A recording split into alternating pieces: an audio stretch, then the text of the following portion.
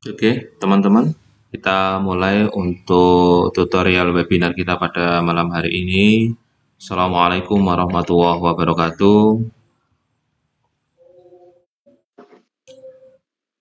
Oke, terima kasih teman-teman yang sudah hadir di sore menjelang malam hari ini. Ya.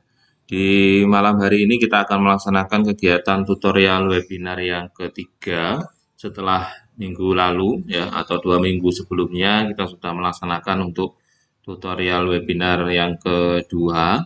Hari ini kita akan membahas terkait dengan tugas yang kedua ya yang sudah teman-teman kerjakan atau yang mungkin masih dalam proses pengerjaan.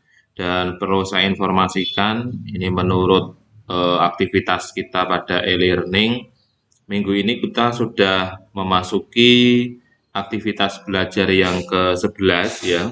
Jadi kurang lebih kita hari ini sudah memasuki pertemuan minggu yang ke-6 ya. Jadi tinggal 2 minggu lagi untuk sesi terakhir dari mata kuliah desain manajemen jaringan ya atau jaringan komputer ini ya.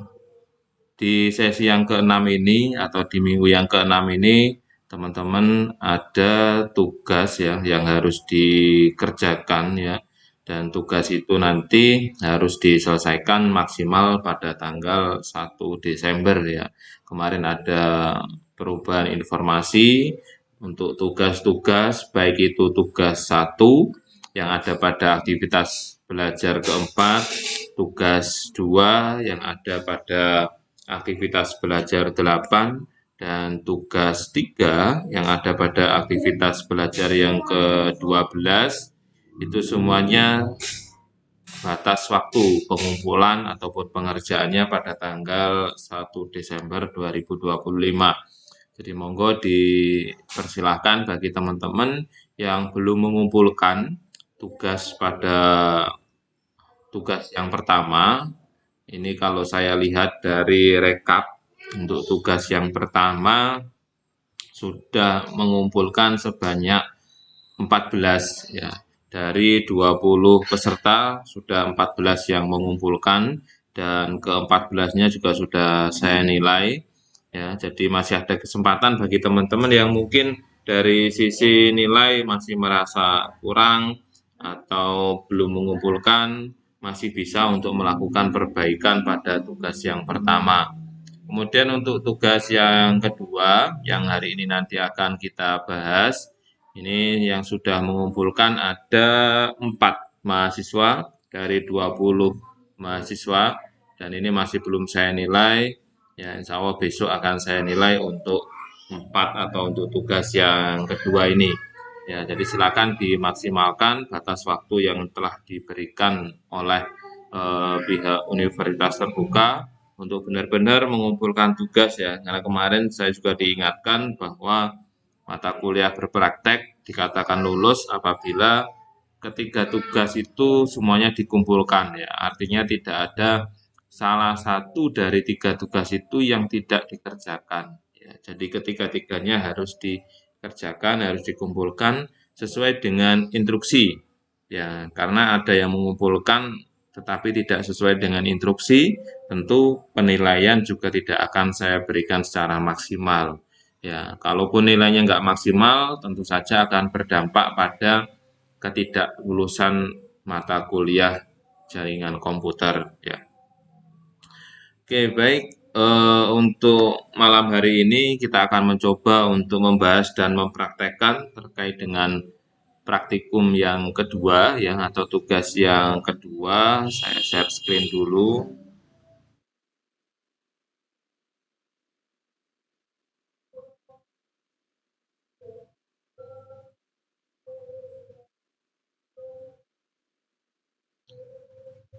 Ya, oke. Jadi ini untuk modul praktikumnya pada praktek yang kedua, yakni membahas tentang bagaimana nanti kita akan mencoba atau menguji coba beberapa sintak atau beberapa perintah pada aplikasi Command Line Interpreter ataupun yang kita sebut dengan CMD ya atau Command Prompt kalau di dalam Windows. Nah, persyaratan untuk melaksanakan praktikum pada malam hari ini adalah teman-teman ya harus memahami terlebih dahulu materi tentang TCP/IP yang sebelumnya sudah disampaikan pada modul MSIM 4224 jaringan komputer.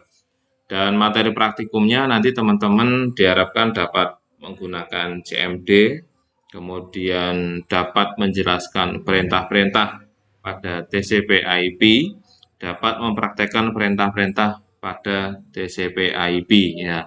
Jadi kalau kita lihat materi ke belakang bahwa ada salah satu protokol komunikasi di dalam jaringan komputer ya. Jadi kalau kita berbicara tentang jaringan komputer itu seperti kita berkomunikasi dengan sesama teman. Ya, bagaimana kita bisa saling berkomunikasi, maka harus ada beberapa persyaratan yang harus dipenuhi. Ketika saya ingin ngobrol dengan teman saya, maka saya harus menggunakan bahasa yang bisa dipahami. Ya, kita sama-sama menggunakan bahasa Indonesia, kita sama-sama menggunakan bahasa daerah. Ya, artinya sudah ada kesepakatan bahasa apa yang harus dipergunakan agar komunikasi antara si pengirim pesan dengan si penerima pesan ini dapat sama-sama mengerti dan memahami. Ya, tidak disebut komunikasi yang baik ketika hanya salah satu pihak yang paham atau yang mengerti. Ya, nah, protokol komunikasi semacam ini kalau di dalam jaringan komputer itu disebut dengan protokol TCP/IP. Ya, jadi perlu ada sebuah mekanisme untuk menstandarisasi bagaimana komunikasi antar jaringan komputer itu bisa saling terhubung dan bisa saling mengerti pesan apa yang dikirimkan. Ya, jadi sia-sia kalau misalkan komputer yang kita hubungi itu tidak mengerti maksud ataupun isi dari pesan yang kita kirimkan. Selain TCP/IP, sebenarnya juga ada protokol, namanya adalah ISO ya. Ada sebuah standar ISO yang menerbitkan sebuah protokol namanya adalah protokol OSI layer. Ya, protokol OSI layer ini mirip-mirip cara kerjanya dengan TCP/IP. Ya, akan tetapi secara mekanisme bagaimana komunikasi antara model OSI dengan TCP/IP itu lebih fleksibel model TCP/IP dan sampai sekarang beberapa platform ya baik itu Windows ataupun platform yang lain rata-rata menggunakan protokol komunikasi TCP/IP sehingga nanti kita mengenal ada IP address ya atau IP ini adalah singkatan dari Internet Protokol ya IP address ada IP address versi 4 dan ada IP address versi 6. Nah, itu yang seringkali kita gunakan sebagai protokol komunikasi untuk jaringan komputer. Nah, oke, kemudian kita lanjut dalam tahapan praktikum ini nanti ada beberapa sintak ataupun perintah-perintah yang sering kita gunakan seperti ada ipconfig, kemudian ada ping. Ini adalah beberapa perintah yang sering kita gunakan ya atau yang digunakan oleh administrator jaringan.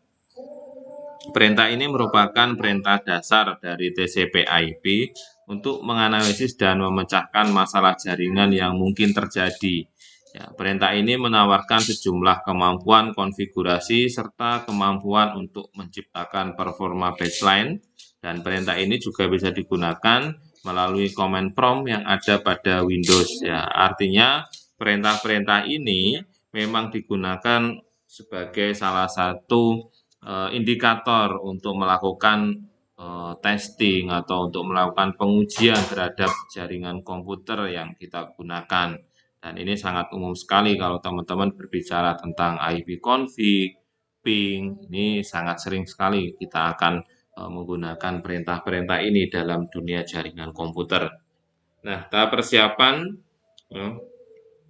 kita akan menggunakan semacam aplikasi bawaan dari Windows ya atau command prompt ya teman-teman bisa ketik Windows R pada keyboard ya kemudian ketik CMD ya kemudian enter. Nah, maka nanti akan muncul tab jendela baru ya yang warnanya secara warna dasar dari Windows itu warnanya adalah hitam ya di mana di sini akan memuat ya informasi-informasi atau perintah-perintah yang bisa kita pergunakan untuk melakukan kontrol terhadap komputer kita atau terhadap jaringan komputer. Ya. Nah, ini terdapat beberapa perintah yang dapat dimasukkan dalam CMD terkait dengan penggunaan dari sistem operasi Microsoft Windows ya. Artinya memang tidak hanya dikhususkan untuk jaringan-jaringan komputer, tetapi banyak perintah-perintah yang juga bisa kita terapkan dalam aplikasi CMD atau Command Prompt. Contoh seperti kita mengakses folder, membuka folder, membuat folder, atau bahkan kita bisa menghapus data, memformat data dengan menggunakan perintah pada CMD ataupun Command Prompt. Nah, sebenarnya CMD ini sendiri adalah cikal bakal dari Windows yang saat ini kita pergunakan ya. Kalau Windows yang saat ini kita gunakan memang sudah berbasis GUI ya atau Graphical User Interface, artinya untuk melakukan sebuah perintah kita tidak lagi bergantung pada sintak atau berbasis teks ya, tetapi kita sudah bisa menggunakannya berbasis GUI ya, kita tinggal ngeklik ya, klik and drop ya, kita tinggal melakukan seleksi dari tampilan-tampilan yang sudah tersedia. Nah, di era dulu penggunaan Windows itu semuanya full menggunakan command prompt ya, tidak berbasis GUI. Nah, artinya kalau kita ingin membuat folder, kalau kita ingin menghapus folder, membuat data, semuanya bergantung pada CMD ataupun command prompt, sehingga teman-teman secara tidak langsung harus hafal nih ya perintah-perintah apa saja yang bisa diterapkan pada CMD ataupun command prompt. Nah, kalau saat ini yang masih menggunakan seperti itu rata-rata pada platform atau OS Linux ya. Kalau Linux masih seringkali menggunakan perintah-perintah pada CMD-nya. Ya, kalau di Linux namanya terminal ya, bukan command prompt ya, tapi terminal. Tapi secara penggunaan sama ya. Jadi kita bisa melakukan konfigurasi terhadap komputer kita, terhadap perangkat kita, semuanya melalui perintah pada CMD ataupun command prompt. Nah, beberapa perintah yang akan kita gunakan dalam pelajaran ini memerlukan hak administrator ya. Pada kontrol pengguna akun Microsoft Windows, pastikan Anda login sebagai administrator komputer ya, bukan sebagai guys atau tamu ya. Untuk lebih memahami, kita akan melakukan praktikum beberapa perintah-perintah yang nantinya akan kita jalankan sebagai berikut ya. Yang pertama, itu teman-teman harus membuka aplikasi dari CMD-nya atau command prompt ya. Ini untuk mengetahui apakah kita masuk selaku administrator atau yang lain, cukup lihat di bagian title bar atas ya. Di situ tertulis ya ada administrator ya. Kalau di sini nah, ini ada bagian tab ini tertulis administrator. Berarti di sini kita sudah login sebagai administrator. Sehingga kita memiliki kewenangan penuh terhadap kontrol dari komputer ataupun perangkat yang kita gunakan. Nah, oke. Untuk perintah yang pertama ini sesuai dengan yang ada di tugas praktikumnya ya. Kalau saya cek di sini untuk tugas praktikumnya, nah, ini untuk yang tugas 2 ya, tugas 2. Nah, ini sudah ada kan ya, di sini sudah ada beberapa, ada 20 ya, 20 perintah yang harus teman-teman jalankan atau harus teman-teman praktekkan. Ya, kalau semuanya dipraktekkan dan didokumentasikan dalam bentuk video, maka skor maksimalnya adalah 100 ya. Ada 1 sampai 20 yang harus dipraktekkan. Nah, dan teman-teman harus ingat di sini ya, terkait dengan tugasnya ini, laporkan kegiatan praktikum yang telah dilakukan dengan mengupload link rekaman video. Ya, jadi bukan dalam bentuk laporan ya. Jadi ketika dipraktekkan di screenshot, kemudian didokumentasikan dalam bentuk gambar, ditaruh di Microsoft Word, disimpan PDF, kemudian dikumpulkan, bukan ya. Tapi di sini perintahnya jelas ya, harus didokumentasikan dalam bentuk rekaman video ya. Dan video tersebut harus memuat yang pertama perkenalan identitas mahasiswa, kemudian penjelasan hasil praktikum yang telah dilakukan. Ya, tadi sudah ada modul praktikumnya, tinggal diikuti step by step-nya, tampilannya seperti apa, nanti bisa dijelaskan. Ya, tidak ada batasan durasi dari videonya, ya. Jadi mau se apa ya, sependek mungkin videonya juga boleh, ya mau sepanjang apapun juga boleh, yang penting sudah mencakup 20 perintah yang harus dipraktekkan dan sesuai dengan instruksi pada tugas, ya. Oke, yang pertama untuk praktikumnya kita coba di sini ada perintah namanya, kalau kita cek di sini ya, ada cd. Ya, ini perintah untuk berpindah-pindah direktori. Ya, coba kita jalankan. Jadi nanti teman-teman tinggal nyoba gini aja ya. Kalau untuk tugasnya ya cd kemudian enter, sudah gini. Ya, ini berarti digunakan untuk apa? Nah, digunakan untuk berpindah direktori atau bisa masuk direktori itu sama dengan folder ya. Ya, atau kita bisa juga seperti ini. Misalkan kalau teman-teman mau mengembangkan juga bisa. Nah, seperti ini ya. CD, D, drive. Kalau di drive kita kan ada drive D, ya ada drive C, ada drive E. Kalau misalkan memang partisi dari komputernya itu dibagi sampai ke E, nah bisa coba dipraktekkan, dikembangkan. Ada misalkan saya kembali ke C ya, ke direktori C, C.2 ya, saya masuk, ini saya sudah berada di direktori C. Kemudian kalau saya masuk masuk ke data yang ada di folder HP. Di folder HP itu ini susunannya sama dengan yang ada di sini ya. Kalau kita buka di sini, ini C HP. Nah, di sini ada download, ada dokumen, ada picture. Nah, itu kita bisa masuk ke dalamnya ya. Coba saya masuk ke download. Ya, tulisannya harus sama persis ya. Ya, jadi nggak boleh ada kesalahan penulisan. Nah, ini. Jadi saya sudah berada di dalam folder download. Ya, kira-kira kalau di folder download ini ada apa saja yang bisa kita cek di sini. Ya, atau kita juga bisa keluar atau berpindah dari folder ini. Ya, nah, kalau keluar atau back, ya back satu kali pakai CD titik titik. Nah, seperti ini. Nah, ini keluar ya. Kalau mau masuk ke directory lain bisa ya. Contoh misalkan mau masuk ke D bisa seperti ini. Nah, ini kita berada di directory D. Ya, kita kembalikan lagi ke C. Nah, oke, jadi sudah untuk praktikum yang pertama berkaitan dengan CD. Kemudian CLS ini adalah clear screen, digunakan untuk membersihkan semua tulisan yang ada pada layar komputer ya. Perintah ini hanya bisa digunakan untuk satu file saja dan hanya untuk file teks. Ya, jadi kalau clear screen ya, ya seperti ini. Jadi kita menghapus seluruh perintah-perintah yang sebelumnya sudah kita inputkan tadi. Ya, jadi semuanya akan clear screen atau dihapus. Ya, itu yang kedua. Kemudian yang ketiga ada CLS garis miring tanda tanya. Ini menampilkan file bantuan. Ya, tanda tanya di situ menunjukkan sebuah help atau bantuan untuk perintah CLS, memberitahu Anda bahwa CLS membersihkan layar. Ya, kita coba ya, CLS, kemudian garis miring tanda tanya. Nah, jadi penjelasan terkait dengan CLS itu apa? Ternyata CLS adalah clear the screen. Ya.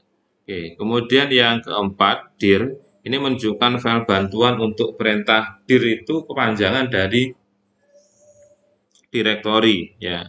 Jadi ini memiliki lebih banyak konten daripada file bantuan sebelumnya, daripada yang CLS ya. Kita coba yang dir. Nah, ini banyak sekali ya kalau kita amati ya, atau kita pelajari di sini. Ya, di sini menampilkan beberapa drive ya. Di sini ada beberapa atribut, ada A, B, C, D. Nah, semuanya memiliki fungsi ataupun kegunaan masing-masing. D untuk directory, H untuk hidden file, S untuk system file, dan seterusnya.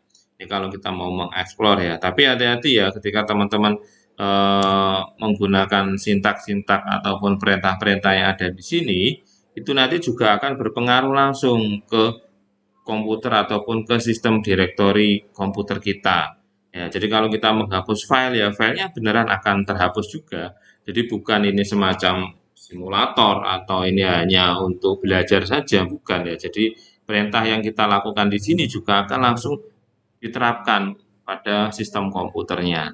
Ya, jadi hati-hati ya kalau menggunakan, karena di sini kalau kita menggunakan command prompt ataupun CMD ini jarang sekali ada notifikasi terkait dengan apa yang kita lakukan itu berbahaya atau tidak. Ya, apa yang kita lakukan itu mengandung hal-hal yang bisa menyebabkan sistem itu rusak atau tidak, itu tidak ada notifikasi ya. Tapi kalau kita menggunakan file misalkan di Windows Explorer seperti ini, terkadang kalau kita melakukan format, kita melakukan hapus permanen, contoh misalkan saya pakai sini Shift Del seperti ini, nah di sini pasti ada notifikasi seperti ini. Ya, tapi kalau di CMD ya kalau hapus ya hapus saja, nggak ada notifikasi seperti itu. Ya, jadi hati-hati kalau menggunakan perintah-perintah pada CMD. Ya, tapi kalau untuk perintah-perintah dasar seperti yang ini tadi, 4 perintah ini masih secara umum, masih secara general, jadi tidak akan membahayakan atau tidak berbahaya untuk sistem komputernya. Oke, itu untuk 4 perintah awal ya yang sudah kita praktekkan sesuai dengan yang ada di sini. Ada CD, CLS, LS, garis miring tanda tanya, kemudian dir, garis miring tanda tanya. Kemudian yang kelima dan enam itu ada IP config dan juga IP config slash all. Ya, nah ini penggunaan IP config dan juga ping. Ya, untuk menjaga kualitas jaringan agar tetap baik, sistem operasi khususnya pada Windows telah menyediakan perintah-perintah yang bisa dimanfaatkan untuk menganalisis kualitas jaringan tersebut. Ya, ipconfig dan ping adalah salah satu perintah yang sering digunakan untuk troubleshooting dan analisis jaringan. Ya, dan di sini ya, perintah ipconfig ini biasanya digunakan untuk konfigurasi interface jaringan ya atau mengetahui informasi interface jaringan pada komputer kita seperti konfigurasi dasar perubahan atau mereset dari DHCP ataupun dari DNS ya.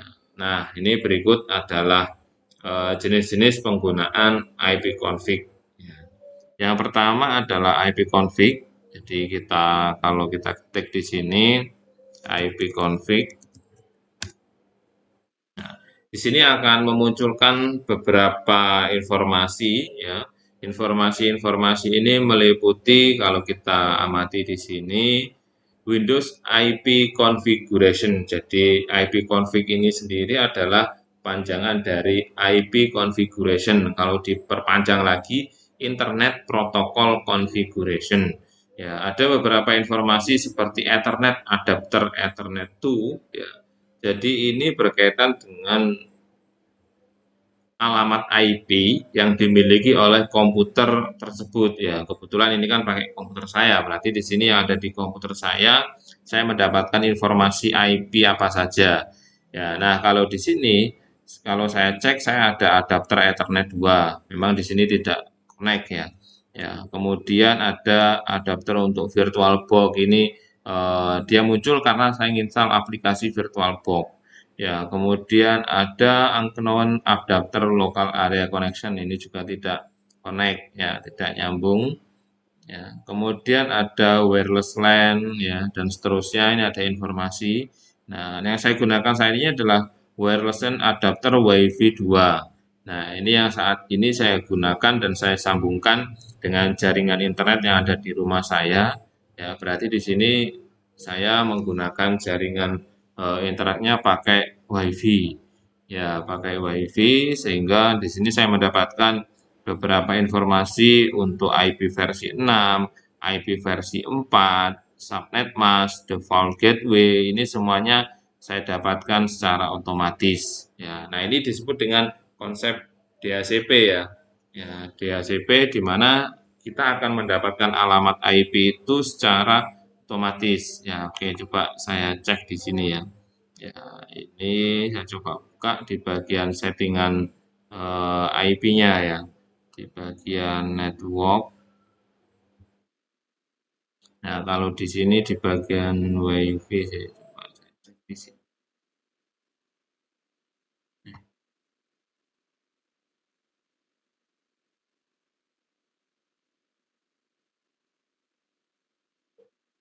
Nah, ini kalau masuk ke yang Ethernet ya.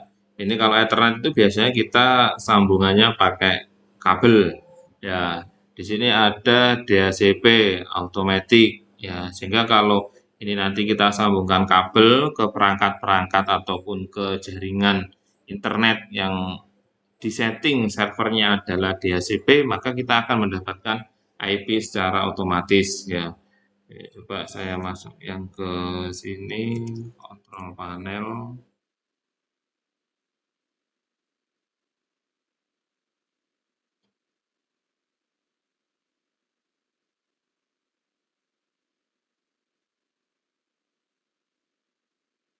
Oke, ini untuk adaptor perangkat fisiknya ya, hardware-nya. Nah, ini ada Ethernet 2, local area, yang VirtualBox dan WiFi 2. Nah, itu informasi tadi didapatkan dari sini.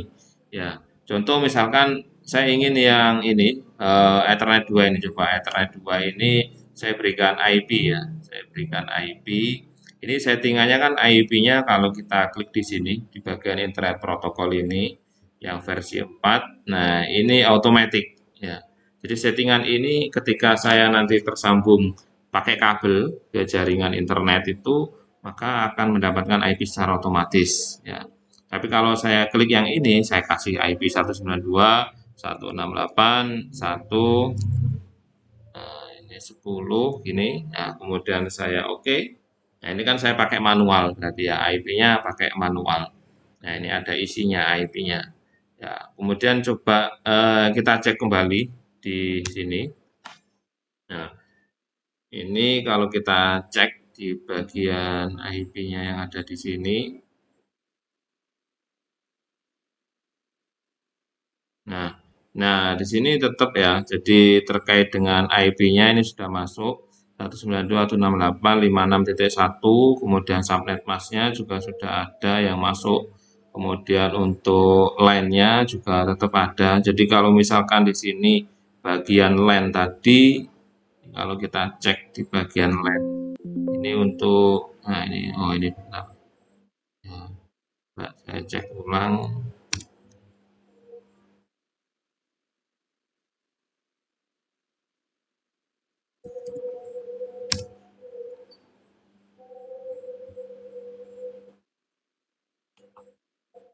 Oke, kita coba berikan IP, harusnya bisa masuk sih ya. Nah, oke, coba saya kasih IP lagi di sini secara manual. 192, 168, 10, kemudian ini 10, gateway 192, 168, 10, T0.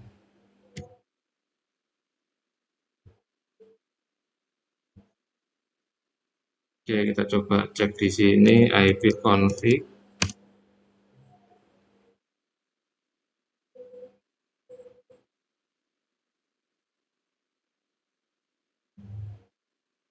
Nah, ini datanya belum masuk, cuman seharusnya ini sudah masuk sih. Ya, ini untuk IP yang bagian eh, adapter, ya, yang adapter tadi. Kalau yang WiFi, ini yang WiFi. Ya, ini kalau saya setting manual, nanti saya akan terputus dengan jaringan internet. Nah, ini otomatis ya. Jadi kalau saya pilih yang manual, nanti saya akan terputus dengan jaringan internet. Ya, itu jadi untuk bagian yang IP config seperti itu ya, untuk melakukan pengecekan terhadap informasi-informasi baik itu untuk alamat IP address, subnet mask, gateway ataupun untuk internet yang lainnya ya, koneksi-koneksi yang lain. Oke, ini kurang lebih tampilan seperti ini. Kemudian kalau pilih yang IP config slash all ya, IP config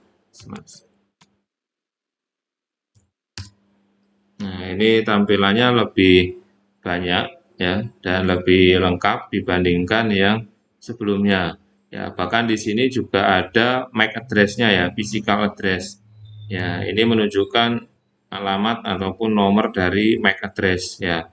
Apa MAC address itu? Jadi MAC address itu adalah sebuah alamat ya, sebuah nomor seri yang dimiliki oleh perangkat-perangkat di jaringan komputer dan itu sifatnya melekat dan tidak bisa kita ganti. Ya, kalau yang IP address itu sifatnya dinamis ya, jadi bisa kita ganti-ganti. Ya, tapi kalau MAC address itu tidak bisa. Jadi sifatnya paten. Ya, semenjak kita punya komputer, perangkat-perangkat itu sudah paten memiliki MAC address seperti itu. Jadi nggak bisa diganti-ganti. Ya, sehingga untuk melakukan pemantauan itu kita bisa pakai MAC address untuk melakukan pemantauan terhadap akses jaringan yang dilakukan oleh user tertentu. Ya. Oke, kemudian setelah ipconfig/all, ini ada ipconfig slash tanda tanya, ya, ipconfig slash tanda tanya. Nah, ini ada beberapa informasi terkait dengan penggunaan dari sintak ataupun perintah ipconfig, ada ipconfig, ada ipconfig slash all, ada renew l, dan seterusnya. Ya, kita bisa menggunakannya untuk informasi-informasi seperti yang tertulis di dalam perintah-perintahnya seperti itu. Oke, kemudian di sini ya, ada ipconfig/release. Ini digunakan untuk melepas atau mereset ya semua settingan IP address. Ya, apabila perintah ini dijalankan, maka konfigurasi IP address komputer Anda akan menjadi kosong. Ya, ketika dijalankan, koneksi akan dinonaktifkan kemudian diaktifkan kembali. Tetapi komputer tidak mendapatkan konfigurasi IP address dari DHCP. Jadi digunakan untuk mereset. Jadi kalau kita mendapatkan alamat IP ya secara otomatis dari server, nanti fitur dari ipconfig/release ini digunakan untuk mereset. Ya. Jadi nanti kita akan terdisconnect dari jaringan tersebut, kemudian akan dikonekkan kembali. Ya, ini bisa teman-teman coba. Ya, kurang lebih seperti ini. Kemudian ada ipconfig renew digunakan untuk menetapkan alamat IP baru pada semua adapter jaringan, di mana koneksi ini akan mengambil nama koneksi secara spesifik hanya berjalan pada klien yang telah dikonfigurasi dengan DHCP. Ya, ini masih banyak perintah-perintahnya, ada display DNS, ada flush DNS, ada register DNS.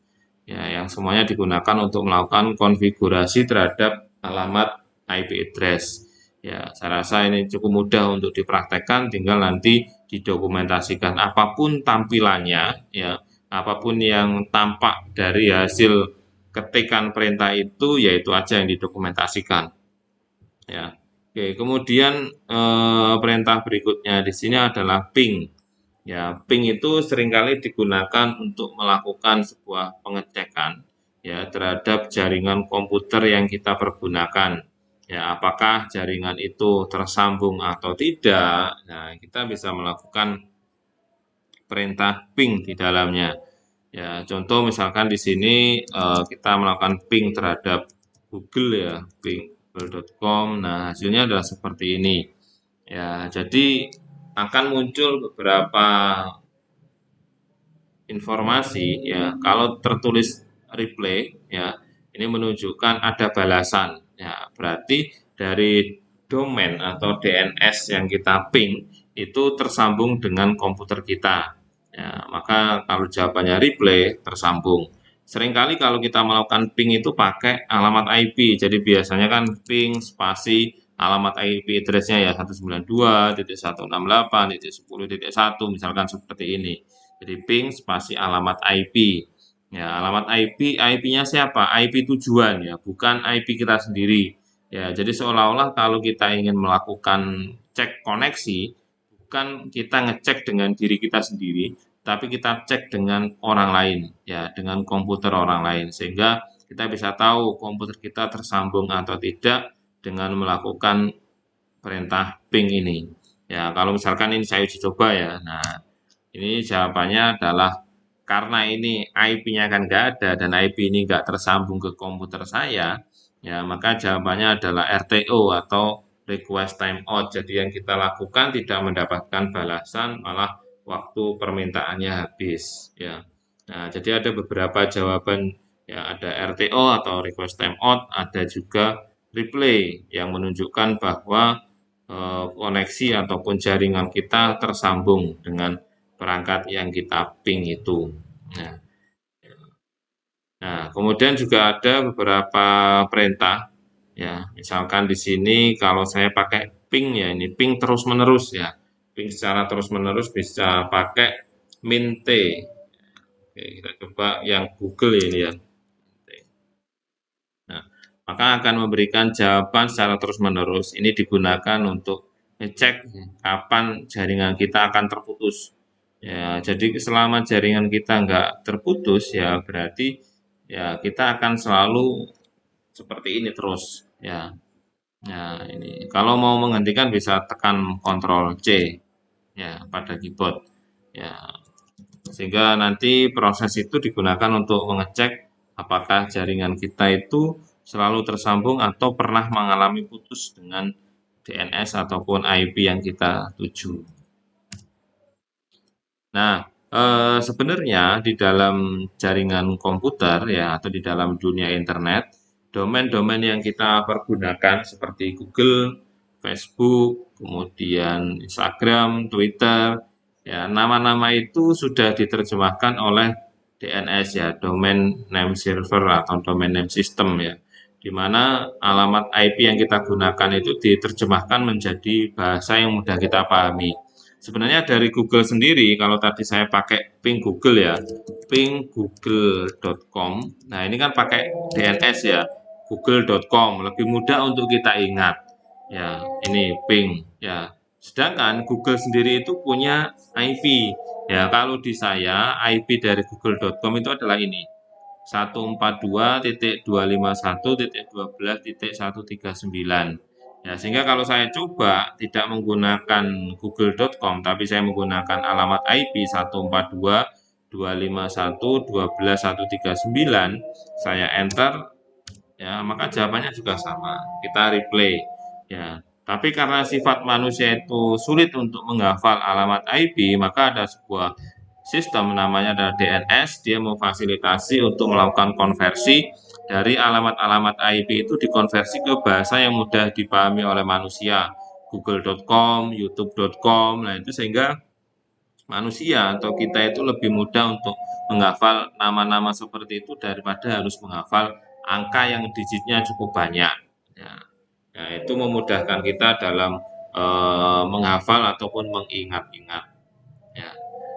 Oke, kemudian setelah ping, ya kalau kita cek di praktikumnya masih ada beberapa, ada nestat, ada tracer, ada pet ping, ns lookup, nest, route, dan juga net. Nah, ini saya rasa teman-teman juga sudah bisa nanti untuk mempraktekkan, tinggal mengikuti apa yang ada di sini. Tinggal diuji coba aja nanti ya.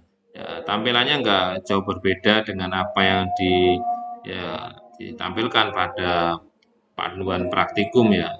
Ya, hasil screenshotnya juga sama seperti ini. Ya, ini ada juga banyak ya. Misalkan kita coba melakukan yang tracer ya, kita coba tracer. Ya, tracer ini untuk pelacakan ya.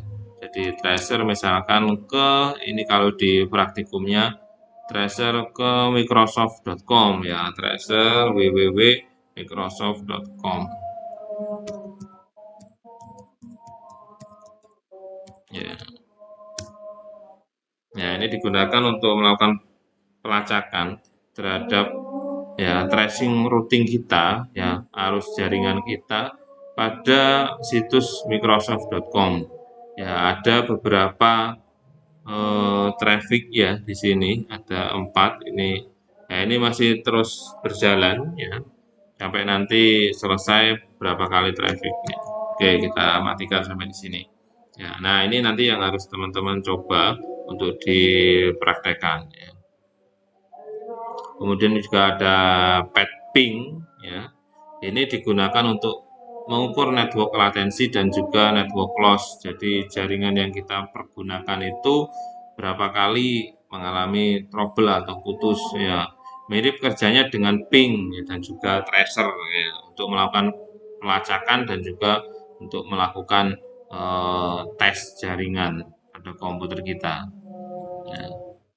Oke, dan seterusnya ini sampai terakhir nanti silakan teman-teman praktekkan dan nanti apabila ada kesulitan terhadap sintak-sintak atau perintah-perintahnya misalkan mengalami error atau nggak ada tampilan yang muncul sama sekali, monggo nanti teman-teman bisa menuliskan komentar atau mengirimkan pesan melalui aplikasi e-learning. Nah, nanti akan kita bahas bersama-sama. Ya, oke itu teman-teman untuk tutorial webinar kita pada malam hari ini. Mudah-mudahan ini memberikan gambaran bagi teman-teman yang mungkin masih dalam proses atau yang masih belum melaksanakan atau mengerjakan tugas yang kedua sesuai dengan timeline atau batas waktunya, yakni pada tanggal 1 Desember 2025. Ya, jadi kalau memang sudah longgar ya langsung dikerjakan aja, jangan menunggu batas waktu karena nanti kalau sudah di tanggal 1 melebihi tanggal 1 sudah tertutup ya nanti nggak ada namanya kelonggaran-kelonggaran lagi ya. Jadi nanti karena ini berbasis sistem ya, jadi semuanya sudah diatur oleh sistem. Jadi kalau sudah terkunci ya udah terkunci ya, maka saya nggak akan bisa melakukan penilaian kalau melebihi pada batas waktu yang telah ditentukan ya. Oke, mudah-mudahan teman-teman semuanya nanti bisa sama-sama saling membantu untuk melakukan pengerjaan dan nanti bisa semuanya mendapatkan nilai yang terbaik lah. Oke, mungkin itu teman-teman, mungkin ada yang ditanyakan.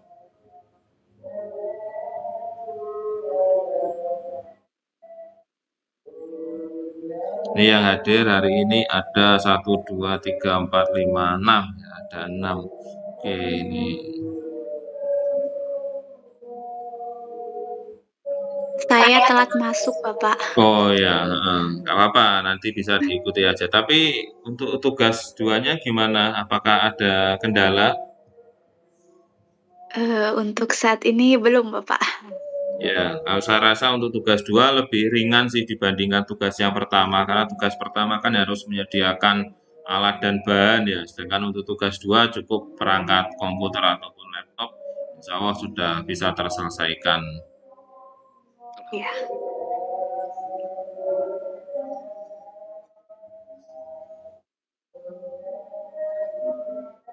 Oke, sudah tidak ada. Oke, sebelum kita akhiri untuk tutorial webinar kita yang ketiga, yang memungkinkan minta tolong untuk diaktifkan kameranya untuk saya ambil dokumentasi pada malam hari ini.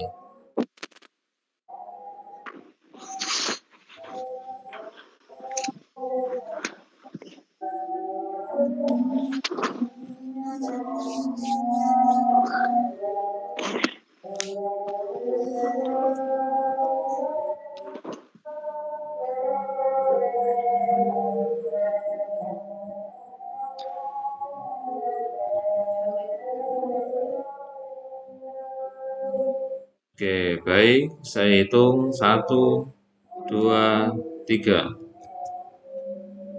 Oke, baik. Terima kasih teman-teman semuanya yang sudah hadir pada malam hari ini. Mudah-mudahan apa yang kita pelajari bermanfaat untuk teman-teman semuanya dan mudah-mudahan semuanya diberikan kesehatan, diberikan kelancaran dalam proses studinya sehingga semuanya bisa lulus sesuai dengan batas waktu ataupun bisa lulus dengan cepat lah nanti. Oke, terima kasih. Mohon maaf atas segala kekurangan. Saya akhiri. Wassalamualaikum warahmatullahi wabarakatuh. Waalaikumsalam warahmatullahi wabarakatuh.